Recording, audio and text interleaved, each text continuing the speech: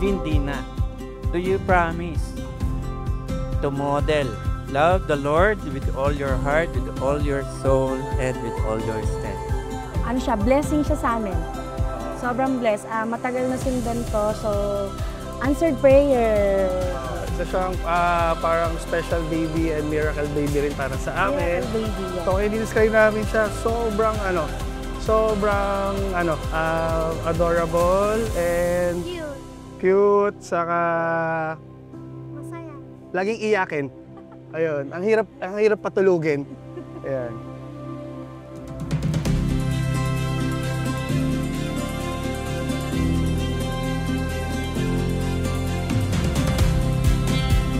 Most likely, isa lamang po ang ibig sabihin. Even if the generations pass, the word dedication tells us one meaning. Na ang isang bagay na ito, o isang item na ito, o isang buhay na ito, we are offering this to one person, to one single point. And this time, we are offering etong gawain na ito dahil gusto nating i-dedicate ang buhay at biyaya ni Nicholas Franco sa ating Panginoong Hesus.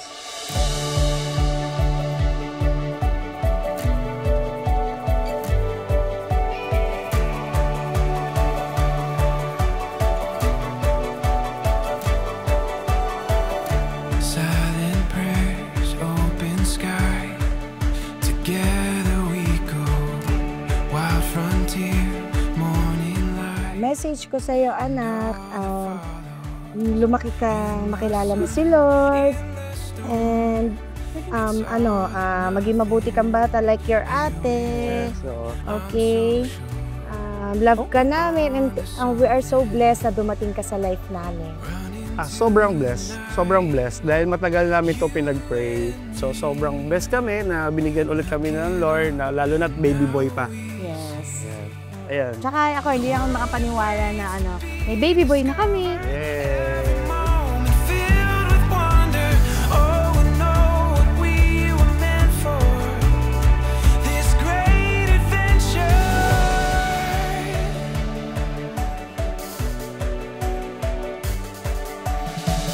Ako naman, ang message ni Daddy, anak, kung mapapanood mo ito paglaki mo na gusto namin, obedient, kagaya ni ate, and syempre, fear of God.